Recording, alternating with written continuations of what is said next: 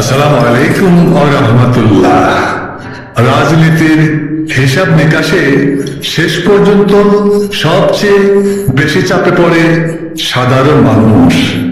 ক্ষমতায় যারাই থাকুক, জনগণের ভোগান্তি, কর্মসংস্থান, দ্রব্যমূল্য, বিদ্যুৎ ও প্রবাস যাওয়ার সুযোগ, এসব নিয়ে দীর্ঘমেয়াদী কোনো পরিকল্পনা কেউ করে না। জনগণ চায় এগুলোর বাস্তব সমাধান।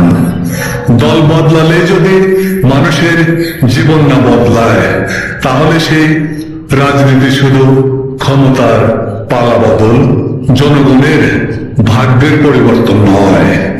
দেশের মানুষ আর স্লোগান নয়, স্থায়ী সমাধান ও জবাবদিহি চায়। ধন্যবাদ।